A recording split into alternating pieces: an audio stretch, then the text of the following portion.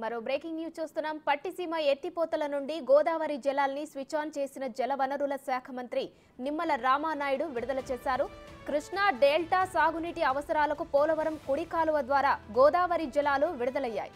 అలాగే Tadipudi, Purushottapatnam stage 1, stage 2, పుష్కర ఎత్తిపోతల పథకాల నుంచి కూడా గోదావరి జలాలను నేడు విడుదల చేయనున్నారు. పట్టిసీమ నుంచి 7,000 క్యూసెక్కులు విడుదలయ్యాయి. తాడిపూడి ఎత్తిపోతల నుంచి 875 క్యూసెక్కులు, పురుషోత్తపట్నం స్టేజ్ 1 నుంచి 3,500 క్యూసెక్కులు, స్టేజ్ 2 నుంచి 1000 క్యూసెక్కులు విడుదల చేస్తారు. పుష్కర ఎత్తిపోతల నుంచి 1,225 క్యూసెక్కుల నీటిని గోదావరి నుంచి మంత్రి నిమ్మల విడుదల చేయనున్నారు.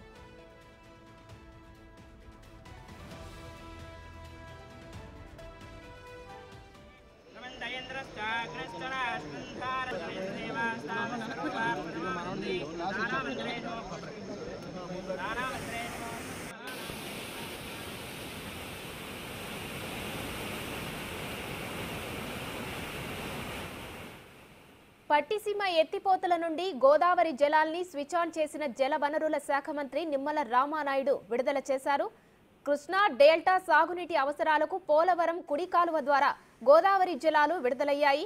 అలాగే తాడిపూడి, పురుషోత్తపట్నం స్టేజ్ 1, స్టేజ్ 2, పుష్కర ఎత్తిపోతల పథకాల నుంచి కూడా గోదావరి జలాలను నేడు విడుదల చేయనున్నారు.